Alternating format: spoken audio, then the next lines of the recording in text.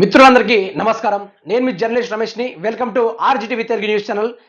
తెలంగాణ యావత్ రాష్ట్ర ప్రజలకు తెలియాల్సిన ముచ్చటైతే ఉంది. ఈరోజైతే ఎవరైతే బంజారా వాళ్ళు ఉన్నారో, ఎస్సీ క్యాండిడేట్స్ ఉన్నారో, ఎస్టీ క్యాండిడేట్స్ ఉన్నారో, అదేవిధంగా బడుగు బలహీన వర్గాలు ఎవరైతే ఉన్నారో, పూర్తి స్థాయిలో అణచివేయబడ్డ వర్గాలు ఏవైతే ఉన్నాయో వాటిని పూర్తి స్థాయిలో రిజర్వేషన్ తీసుకోవడానికైతే బీజేపీ పార్టీ ప్రయత్నం చేస్తుంది.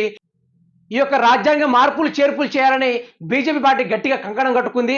ఈసారి ఎలక్షన్లో మళ్ళీ ఇంకోసారి సెంట్రల్ పార్టీ బీజేపీ కనుక వస్తే ఈసారి రిజర్వేషన్ పూర్తి స్థాయిలో తీసేసి సమన్యాయం అనేది ఒకటి ప్రకటించబోతుంది.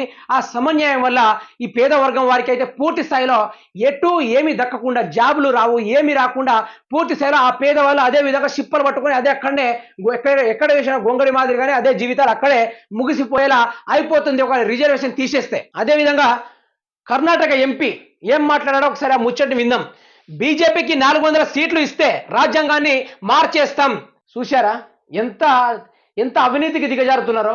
400 సీట్లు బీజేపీకి వస్తే రాజ్యాంగాన్ని పూర్తి స్థాయిలో సవరణ చేసేస్తారు, మార్చేస్తారు. కాంగ్రెస్ ప్రభుత్వం ఆ కాలంలో ఉన్నప్పుడు ప్రతి ఒక్క పేదవారికి సమన్యాయాన్ని చేకూర్చి ఆ ప్రతి ఒక్క బడుగు బలహీన వర్గాలకు రిజర్వేషన్ కేటాయించి వారికి జాబుల పరంగా వాళ్ళు ముందుకు రావాలి, వారి అభివృద్ధి పరంగా ముందుకు పోవాలి. రెడ్డి పాలన, దొరల పాలన, బ్రాహ్మణ పాలన, ఆ రోజుల్లో అణచివేయబడ్డ కులాలన్నీ ఈ రోజు ముందుకు వెళ్ళాలంటే వారికి సపరేట్ రిజర్వేషన్ కల్పించాలి. వారికి ఎంపీ పదవులు, ఎమ్మెల్యే పదవులు, అదేవిధంగా సీఎం పదవులు, అదేవిధంగా ఏ పదవులు, జడ్పీ, ఎంపీటీసీ ఏ పదవులైనా ఆ పదవులు ఈ రోజు కూర్చోగలుగుతున్నారంటే ఆ రోజు కాంగ్రెస్ పార్టీ పెట్టిన దీక్ష అనే చెప్పుకోవాలి. ఆ రోజు కాంగ్రెస్ పార్టీ పెట్టిన రిజర్వేషన్ వల్లనే ఈ రోజు గౌరవింపబడుతున్నారంటే దానికి కారణం కాంగ్రెస్ ప్రభుత్వమే.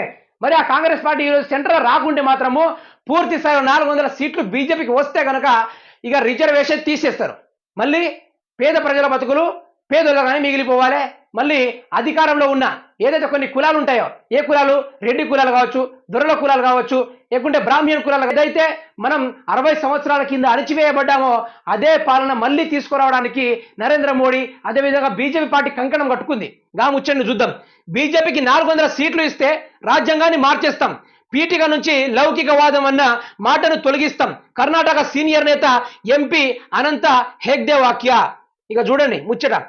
రానున్న ఎన్నికల్లో బీజేపీకి సంపూర్ణమైన ఆధిక్యత ఇస్తే రాజ్యాంగాన్ని మార్చివేస్తామని, పీఠిక నుంచి లౌకికవాదం అన్న మాటను తొలగిస్తామని కర్ణాటకకు చెందిన ఆ party senior MP Anant Kumar Hegde అన్నారు.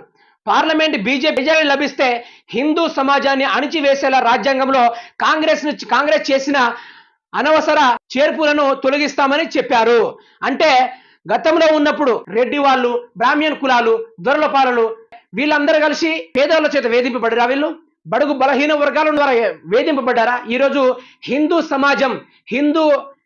సమాజం అని పెట్టేసి ప్రజలలో వేరియేషన్ తీసుకొస్తున్న ఈ బీజేపీ ప్రభుత్వాన్ని పూర్తి స్థాయిలో అధికారం నుంచి తొలగితే కనుక ఇక ఈ మతతత్వ కలహాలు అనేది రేగవు. బీజేపీ పార్టీ అధికారంలోకి వస్తుంది.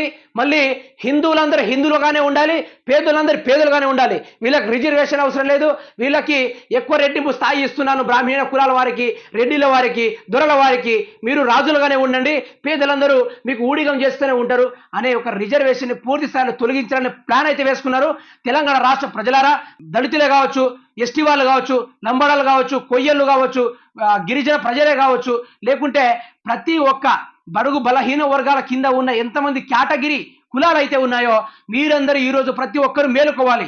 బీజేపీ పార్టీ అధికారంలోకి వస్తే ఈసారి రాజ్యాంగ సవరణ జరగబోతుంది.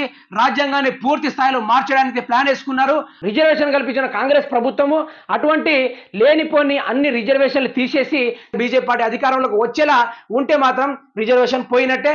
ప్రతి ఒక్క గిరిజన బిడ్డలకు నానా చుక్కలు అయితే అవుపించేలా చేస్తుంది. మళ్ళీ 60 సంవత్సరాల కింద ఉన్న అదే పేద ప్రజలు చెప్పు చేతుల్లో తీసుకొచ్చేలా చేస్తున్నాడు నరేంద్ర మోడీ. ఇది మీకు ఒక్కటే అర్థం కావాలి, ఇదొక్కటే అర్థం కావాలి. తెలంగాణ రాష్ట్రంలో, భారతదేశంలో జరుగుతున్న లోపల కుట్ర అయినప్పటికీ ఇది ఈరోజు బయటపడిందంటే తెలంగాణ రాష్ట్ర ప్రజలందరూ మేలుకోమని, దీనికి వ్యతిరేకత చూపితే తప్ప భారతదేశంలో రిజర్వేషన్లు ఉంచేటట్టు లేరు. కాబట్టి దయచేసి మేలుకోండి.